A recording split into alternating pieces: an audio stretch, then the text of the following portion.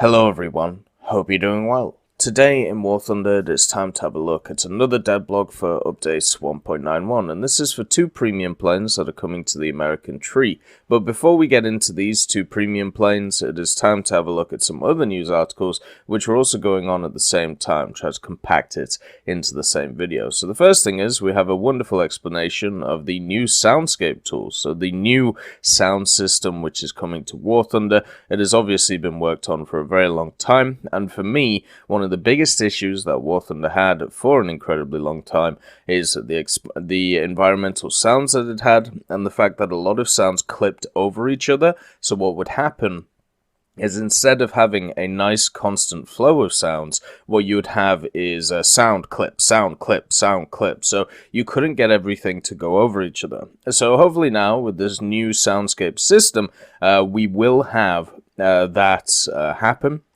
And also, we'll have a lot of better sounds in the game itself. It's one of the largest parts of the game that people are looking forward to. And also, when it comes to it, something that has to be remembered is sound mods will be broken after updates 1.91. Now, Gaijin have said that they themselves are going to work and share the source files for the game's sound assets for mod creators. Therefore, they can get their sound mods up and running again. But at least in my experiences on the dev server, the Soundscape tools or the whole sound in general being improved so much, and you can actually see some of the sound improvements in this video here, which is very short. The fact is, I don't think there's a need for the sound mods unless you want specific funny noises or specific funny things. So make sure to check that out. I'll leave a link in the description so you can just watch this video yourself. It's only a minute long. It's definitely worth it. The other thing was I was pointed towards this Twitter post, and it's talking about Wargaming has announced that third-party games will begin to appear in its launcher, and the company will present its first partners on September the 15th. They say that not everything will be added to the application, but the best of the best congenial to the Wargaming community. And War Thunder RU actually put a nice little, they replied to this tweet in a way, or Dot replied, and it said, "We think the WGC audience will be interested in War Thunder." Now, for me, I think this is just a little bit of a joke and a little bit of fun when it comes to it. But at the same time, a lot of people have been, saying, "Oh, is this a possible collaboration between the two companies?" I highly doubt it. It's just, to me, it just seems like a joke. But we'll see what happens, in September. It's just, it's going to be a wild month, especially with the update coming out.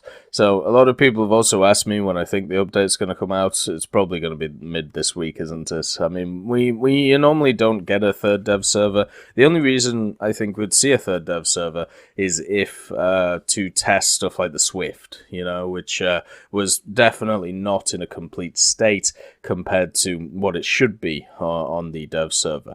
So let's get to the F-89B and the F-89D. These are two aircraft that are going to be in the US Air Force tech tree, or the part of the tech tree, and they're going to be rank 5 premiums. So one of them, the one with guns, the F-89B, is going to be around about 7,500, maybe a little bit less, and the F-89D, which ditches the guns in favor of just rockets, is going to be around about 3,500, somewhere around that. The problem is that they're connected. So if you look at the Calliope and the M26 T99, you'll see that in order to play the M26 with all the rockets on it, you first have to buy the Calliope, and then you get access to purchasing it. That's the same as these F-89s. I'm personally not a fan of these types of business practices, because the idea is you want to play what you want to play. So having that not available to you because you have this artificial barrier in between it in the form of another premium vehicle which you have to buy with Golden Eagles, I think is generally a bad idea. We see the same with the boomerangs, and I still think it's bad there. I would rather have a system which is much... I would rather have a system where they're just not linked at all, because a lot of the times you'll actually get a discount for something like a second boomerang, or the M26 with the rockets, and what that'll mean is, well, you still have to purchase the Calliope, or you still have to purchase the first boomerang to get attached to it. So for me, even though they've made the F-89D really cheap, I don't think that's because it's linked. I just think it's because it's not as good as the F-89B. So the main difference between them is the F-89B has access to 6 20mm in the nose, where the F-89D has access to a bunch of rockets. The Mighty Mouse rockets, which are found in here, the wingtips, and then, of course, you have the HVARs under the wings. So why were these designed like this? Why were rockets, at least for the F-89D version, which was the mass-produced version of this aircraft, why were they seen as better than the gun versions? Well, there was a time in history during, the late 40s and early 50s where rockets were seen as a great tool to use if you wanted to take down bombers, or if you wanted to go after specific aircraft which were used for tactical bombing or tactical attacking. And the Americans, they fell hook, line, and sinker into this idea. Even nations like the Japanese, who actually got themselves a Sabre, which was only armed with rockets instead of anything else. It wasn't armed with guns or anything, so they also decided that it was a good idea. And generally what happened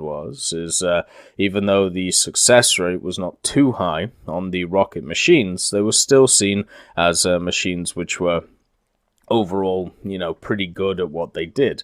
When it came to the F-89B and D, the reason why Northrop started developing these is, well, it depends how you see it, right? So a lot of people say that the Cold War started straight after World War II. And the idea is you had this massive, Soviet army, massive Soviet force and power at the end of World War II, and then you had America on the other side on Western Europe and everything like that, making sure that there wouldn't be the Soviet wave which just rolled over Europe. So even though the Cold War hadn't officially started until later on, a lot of companies, especially in America and the Soviet Union, were creating vehicles which would deal with problems which may be caused by the two massive superpowers at the time. And the F-89 was one of those machines. It was designed for very high-speed flight at the time, remember? And it was designed to hunt down stuff like bombers with its radar, with its rockets, or with its cannons, depending on what version we have a look at. So that's basically where the idea came from. It was in fear of these Soviet fast bombers, which were either large or jets, or of a jet form. So that's where it came from, and that's why when the F-89D, which you see here is described as a ground attacker by Gaijin, because, well, in game it's not going to be very good against any planes, because rockets are definitely a lot less reliable than guns, and I'm sure in real life you would see a similar thing. But the fact is, in game, they're even more useless because of the drop, and also because of the inaccuracy of rockets compared to guns, especially 620mm. So if you really want to play the F-89D, I feel like you're going to be very limited to stuff like Air Realistic, where you're going to use it to grind Silver Lions, you're going to use it to maybe grind RP by taking out stuff like pillboxes, by taking out stuff like medium tanks, and so on and so forth. And this machine, it has 104 Mighty Mouse rockets. So you're talking about 52 sets of rockets that you can fire at the same time, and that's not including HVARs. So 52 sets means 52 ground targets you can technically take out. So the F-89D can easily win you a match if you are accurate with these Mighty Mouse rockets. Remember that the damage models in Realistic are a lot worse for AI vehicles than in stuff like ground realistic. Basically, meaning that you can pop them a lot easier. You can just hit them from the side or the top, especially with Mighty Mouse rockets, and it can take out a pillbox, it can take out a tank, anything like that. So, if you really want to mop up a game, the F-89D might not be a bad idea. You're just going to have to really work on your accuracy because of the fact that the rockets are going to be so far apart on the wings that the convergence on them is going to be insane. The F-89B, when I tested it on the first dev server, was incredibly heavy. It had a decent amount of power behind it, but it felt like an F-84. So hard to get moving, hard to get the acceleration going, but once the acceleration was there, it felt very nice. And I will have to say that the F-89's flight models have been changed significantly since the first dev server, so we're going to have to see how that works. It does have access to radar, though. It's incredibly limited in how it works, so I don't think that's going to be a huge selling point. I think just the overwhelming firepower when it comes to the cannon one will be a great selling point, but when it comes to this one, the rocket one, that's just not going to be the case. You just have a situation where it isn't reliable enough to be useful in War Thunder. And I know in real life, reliability is something that was thrown out the window sometimes for innovative ideas, but in War Thunder, that's just not really the case, unless it gives you some compelling advantage. In War Thunder, you want something that is constant, which is sustainable, which is stable for you to use in order for you to replicate your winning over and over and over again, and to be able to take over games just by yourself. And when I look at the F-89D and the F-89B, I don't really see that, unless with the F-89D you can be really accurate with the rockets. The F-89B, not so much. There were two other F-89s which were actually added to the files as well, which could come out later on. One had access to, I think it was 4 30mm Orlican cannons. I covered it in the files dev server video. I'll leave a link to that in the description so you can have a look. Incredibly deadly. Basically, they just replaced the 6 20mm with the 4 30mm, but they used the D model, so therefore there wasn't actually any guns in it in the first place. So they just, the D model is the infamous one for not having guns, so therefore they went from 620s to no guns to 430s. It's for a different version. It's just it's all over the place when it comes to what they were doing. The other thing as well, when it comes to aircraft, the speed is going to count a lot for it when it comes to what it's going to be able to do. So in either version, because of the fact that it is quite like cumbersome or lumbersome in the air, or at least it felt like it, the speed is what gets stuff like the F-84 out of trouble.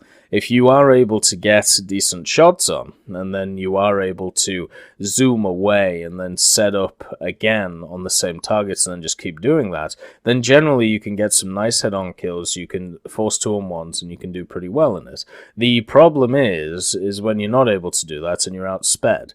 And the F-89 might be outsped by a lot of aircraft that it faces, especially if it gets up-tiered. So even though it does have okay speed, a decent amount of speed, against the stuff that it may face, that won't help it because it won't be able to get away, and because its maneuverability isn't the best, then you're just going to be sat pretty much just annihilated whatever Soviet or German machine is coming at you. So even though it's an interesting idea, even though we are getting 2 premium planes that are coming to the American tree, they have very much limited use when it comes to how good they're going to be. But at least on the dev server, their bonuses that they got for RP and SL were insanely good.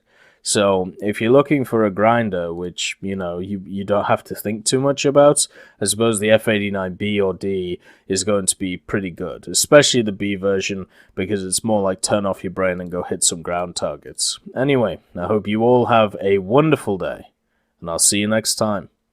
I'd just like to thank Ambrosius McClellan, B. Young, Blackie, Daniel Stanton, John Ryman, Joseph Anders, Martinez, Mopar 1969, Moxie, Super Cacti, Uyans Terry, and Elove Goats, and of course Seductive Trash Can for supporting the channel.